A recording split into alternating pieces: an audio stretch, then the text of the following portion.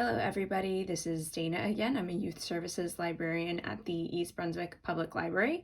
And like I said last video, I do every week a maker club in the library for kids in grades around 3 to 6 or 7. Normally what we do is any type of arts and crafts, but since we're in kind of a special situation, I wanted to do something a little bit different and do a series of videos rather than doing something different every week. And I decided to do kind of like a skill share since a lot of people are using this situation to learn new skills. So today I'm going to be teaching you a little bit about watercolor basics. Now, watercolor is a very unique type of art. And it's one that, if I'll be honest, your supplies are going to make a huge difference in how your watercolor comes out. But when you're just first starting, honestly, you can use student grade supplies that you buy from AC Moore. I would say the biggest thing to invest in would be your brushes, because that's going to make the biggest difference. Those like little plastic brushes that come in the kids' watercolor kits at AC Moore, those aren't going to do much. So first, let me walk you through what supplies I have, and then I'll explain a little bit about what you first want to do when you're starting with watercolors, and then we'll do some demonstrations, okay? So first here, we've got our brushes.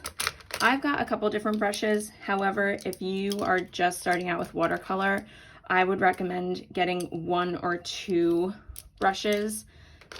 If you want to only get one brush, like let's just say you're going to get one of these brushes. These go for like $5. They're not super expensive. What you'd want to do is you'd want to actually go for one that's a little bit bigger, because in watercolor, it's actually easier to use the tip of a big brush to get detail than it would be to use a teeny tiny brush like this when you need to do big swaths of color. So if you're just starting out and you want to get one brush, I would recommend something that's a little bit bigger. There are 2 main kinds of watercolor brushes. There are round brushes, like this one. As you can see, it comes to a tip, but the belly of the brush is round. Okay, there are real big ones for doing big swaths of color or wetting your paper, which I'm going to explain a little bit more later. And then you've got flat brushes like this, which are just, like they say, they're just flat. If you turn it sideways, you can see it almost disappears. Okay, so those are the 2 main types of watercolor brushes. My favorite brushes are this one. This is a round brush. And then I also really like this one, which is another round brush, just a slightly smaller size.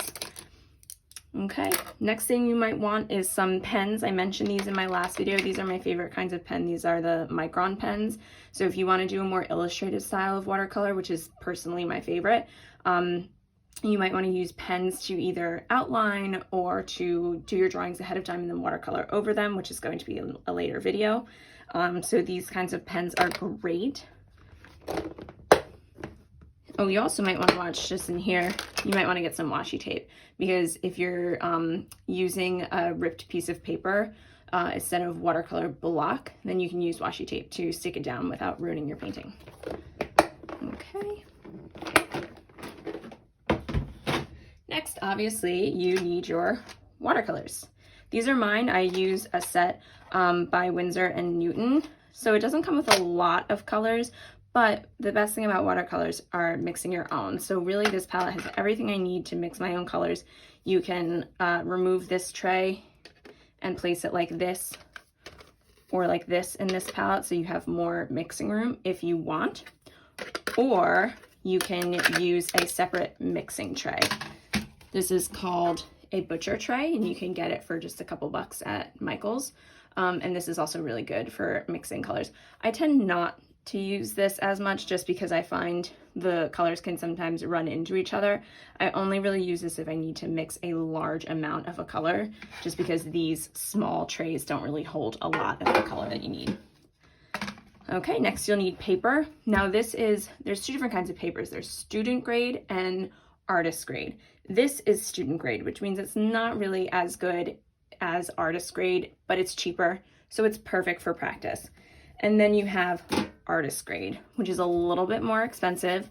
That's why this one is pretty small. you know, but I find this size to be perfect for what I like to do. But you'll notice it's a little bit thicker. It holds the water a little bit better than a student grade watercolor sheet. And then finally, you're gonna need a paper towel and some water. I like to use 2 cups of water when I'm doing watercolor, 1 to clean off my brush, and then 1 to dip my brush in to thin out the colors to make them a little bit more faded and less opaque. All right, the next thing I want to talk about is the 2 different main types of watercolor technique, which is wet on wet versus wet on dry. Now, wet on wet means that you're going to wet the paper first, and then you're going to put color on that wet paper. And when you'll do that, you notice that it spreads around a lot easier. It's a little bit less opaque and a little bit more faded. So that's one way of doing watercolor, is wet on wet. Now, another way of doing watercolor is wet on dry. And that means you take your wet brush with your color on it on completely dry paper. So there's no water down on this paper. And you notice right away that the color is a lot more saturated. It's not moving around as much. And it's a little bit easier to control. Now, the main difference between these 2 techniques, I think, is the way that the color dries. So when you're doing wet on dry, it might look better as you're doing it, but when it dries, I find it's a little bit more patchy and less watery, like watercolor should be. So a good idea of what to do is to make a color chart. This is a good first project. Obviously, I have not finished mine, but what you do is once you get a watercolor set like this one, you take every single color and put them along the top and along the sides, and then you mix them. So this first square is the mixture of these 2 colors. The next square is a mixture of these 2 colors. And what I did was, since you're gonna have 2 sets of the same color, along here, I did wet on wet, and then along here, I did wet on dry. And this is a good way to see, even though mine is probably only a third finished, how many colors you can get with just a small number of pans. Okay, so you can really get a lot just by mixing colors, and then it makes it easier when you're going to do a project and you say like, okay, I need something that's kind of like a pale green. You know, I can get that by mixing this blue with this yellow. So the next thing I want to talk about is mixing colors on wet to wet versus mixing colors wet to dry. So when you put 2 things next to each other, wet to wet, let's do a blue triangle. So now this is obviously still very wet. Now if we rinse off our brush and now dip it into red, and we put it over that blue, you'll see what happens is that the red starts to invade the blue a little bit, okay? So this is a good way to mix 2 colors pretty seamlessly. However, let's just say you had a red triangle and you want to put blue on it without the colors fading. You would have to wait for this red triangle to completely dry before putting the blue on it. Okay, so that's a good technique to learn, that if you want to layer paintings, it's a little bit frustrating having to wait. You can use a hairdryer if you want to speed up the process, but you are gonna have to wait for a color to completely dry if you wanna put something on top of it. So I just have an example here of, this is a good way to practice too if you don't wanna waste a lot of your page, is to split your page up into 4 and do 4 different paintings using different kinds of techniques. So when you're doing something like this strawberry, so obviously the strawberry has a stem and it has seeds. If you were going to do your strawberry, you're going to put your red down and then immediately go to put the green for the stem and the brown for the seeds, you're going to end up with something like this. Instead, you have to wait for the paint to dry, and then you can go on and it'll go on no problem. It's not going to spread. It's going to look really good and very, very sharp. Okay, alternatively, if you wanted the colors to bleed a little bit, like let's just say for Baby Yoda, obviously he's got different shades of brown in his coat, that you want to do wet on wet. If you blend separate colors onto wet, they're going to blend more seamlessly. It's going to look like all one color just with different shades. Same thing with this avocado here. So obviously we've got a couple different shades of green right next to each other. We've got the dark green for the outer part of the avocado, and the inside of an avocado usually fades from green to a yellow. And then you've got the brown in the pit. Again, you want to wait for each of these to dry, the dark green and the brown, before you go in with the light green. Otherwise, it's all going to blend together. Whereas when you're doing this darker green, you might want to go in when it's a little bit wet just so that it blends a little bit more seamlessly. Okay, so that's a little bit more about blending. Now down here, what I've done is, this is my favorite style of watercolor. This is more illustrative. When you don't really use the watercolor to fill everything in, you know you're going to see some missed spots. It's going to be a little outside of the line, but it looks very splashy and illustrated, and lots of lines with those little markers that I showed you before.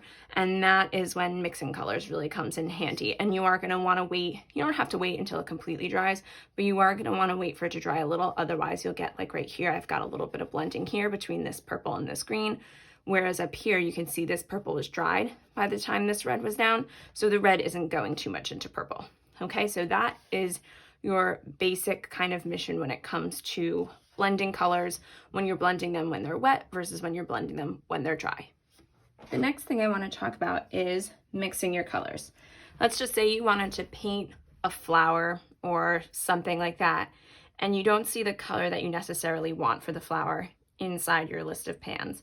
What you'd want to do is you'd want to mix your colors before applying them to the paper. Now this is where the color chart that I mentioned comes in handy, because if you know the color that you're looking for, you know exactly how to mix it. However, my favorite part of watercolor is just to do things on the fly. You know I want a purple flower, so I'm going to mix a shade of blue and a shade of red, and just see how it comes out and keep going until I like what I see. That's my favorite way of doing it. That's how I managed to get this kind of really nice pale purple here, because I didn't see it on my chart there since I didn't get to the blues and the reds yet. But I just kept playing around with it until I got the shade that I liked. And keep in mind, when you're doing watercolor, the color is going to go down darker on the page than it's going to dry. Okay, it's always going to dry lighter than it looks. So whatever color you'd want, I'd make it a little bit darker than what you'd intend. So I'm just going to remove my mixing tray here, put it up there so that everybody can see. And then mixing is super easy, okay? You're going to take your brush, wet it. Now I said I wanted a type of purple, right? So I'm going to get some blue on my brush, really load it up, and deposit it here. Dip my brush again to pick up a little bit more of that blue and put it down here. Now something to know when you're making watercolor mixtures is that unlike regular paint, you don't add black or white to darken or lighten. Okay, let's just say you see this blue and you know you wanted a lighter blue. You're not going to add white to it. It's going to change the color. Instead, what you're going to do is going to load up your brush with water and add that, and you'll just see it's going to lighten it. So the more water you add ahead of time, the lighter that paint is going to be. Okay, so just to show you, so that's the original color that we started with, right? Now we put this on the page. That's pretty dark, right? But now we take our watered down color and it's much lighter. All right, and there are a couple different videos you can watch to show how you can master lightening and darkening your colors. I'm not going to go through that here because this is just the absolute basics, but Creativebug is a really, really great website if you want to learn techniques like that. And there are a ton of videos on there that can teach you how to mix well, how to go from dark to light, how to create a color palette and things like that. So back to our purple.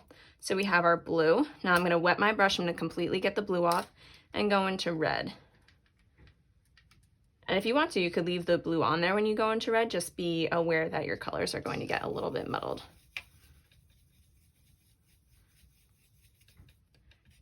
Now that is a little bit more of a red purple than I would like. I want something that's a little bit more on the darker side. So I'm going to go into my blues here. And as you can see, I'm picking up a couple different ones. There we go. And that is a deeper purple. And go back into that red a little bit. And then if we like that color, but it's a little dark, what I'm going to do is add my water. And there we go. And now we have a purple that you don't have in your palette just by mixing colors. Okay, super easy, super quick. You can make just about any color that you want. Practice with, dark to light. If you wanted to do something with this color and then have a lighter version of it, you could just dip your brush into water, not put any extra color on it, and just add it like that. And it's gonna lighten up. And that's about it for mixing colors. I encourage you to experiment, try new things, see how it looks when you mix colors to, wet on wet versus wet on dry. And now I'll show you that these triangles have kind of dried. You can put another color on it and it's not gonna bleed all over the place. Whereas if you try to put a color on something that's wet, you can see it's kind of starting to fray out a little bit. And those are the kind of absolute basics of watercolor. Like I said, I encourage you on your own to branch out and learn a little bit more about what kind of supplies are best, learn more about different techniques to get started. A lot of great videos on YouTube and Creativebug for free with your library card that you can look at that are going to teach you some really cool techniques that'll help you get started learning how to improve on your watercolors. Okay, the last thing that I want to talk about before we finish up our super basic watercolor tutorial is water control. Now you'll notice I actually cut away part of my paper here because our next watercolor class in this series is going to be how to do a floral bookmark, and I wanted to make sure I didn't get any water or paint on that, so I just cut that and put it to the side. So I mentioned earlier in the video the wet on wet technique, which is when you wet the paper first and then add color to it.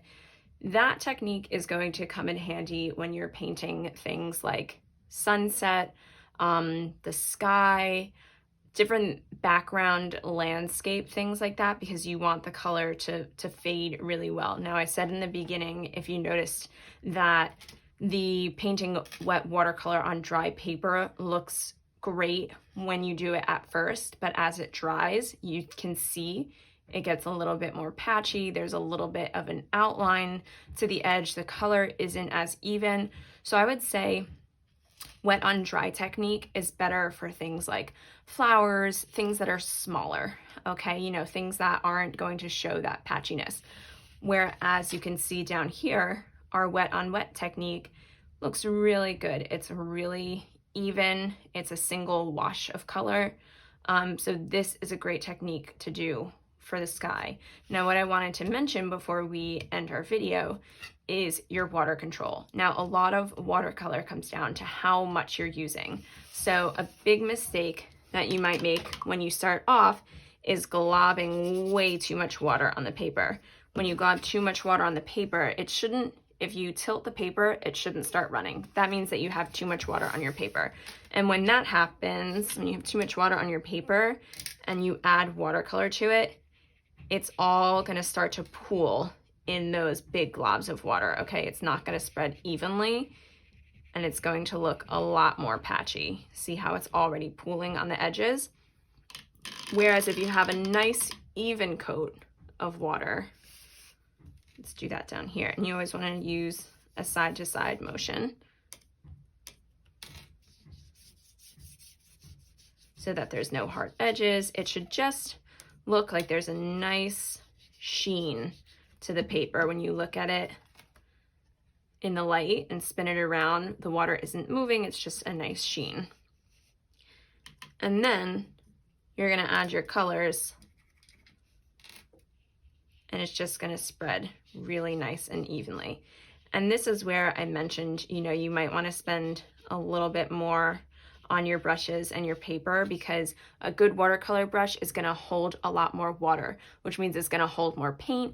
If you're wetting the paper first, you're not gonna have to dip in and out a whole bunch of times. Even just between this brush and this brush you'll see holds a lot more water.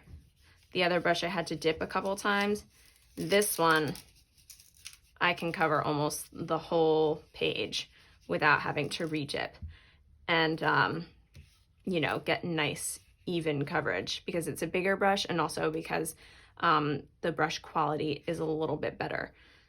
And then in terms of paper quality, you can see, I don't know if you can see, actually, let me make sure you can see. There you go. See how the paper is just picking up and it's kind of pilling there, and you can almost like rub it off and you have little pieces of paper on your finger. That's where paper quality comes in. If you have a lower quality paper, you're going to get a lot of that. Whereas if you have a higher quality paper, it's going to hold the water well without breaking up like that. But like I said, this student grade quality is great for when you're just starting out and you're doing small projects. If you're doing projects that don't require a lot of paint or a huge amount of area, this kind of paper is just fine. I love this kind of paper for practicing, especially when I split it up. If I did a whole sky on this, it would be a mess. It would be totally pilly and torn up. But just doing small paintings on this, it works just as fine as the artist grade watercolor paper. Okay. So those are very, very, very basics. I don't want this video to be too long and overwhelming. I just wanted to give you the absolute starter pack so that, you know, if you wanted to sit down and try this right away, you could. But like I said, I really encourage you, if you're very, very interested in watercolor, take out books, check out our eBooks, check out our Creativebug account, which you get free with your library card login. And there are a ton of classes on there with professional artists that just are so talented and have really a lot of great tips and tricks. Okay, so thanks for tuning in. Thanks for watching. I hope that you practice and that you enjoy watercolor as much as I do. Keep on the lookout. Like I said, this will be a series. So our next video is going to be how to paint a floral bookmark. You know, it's April, we've got flowers blooming, Mother's Day is coming up in a little while. So if you wanted to create a nice bookmark as a present, I'm going to show you how to do that. Okay, thanks for watching. Stay safe and stay healthy. Bye, everybody.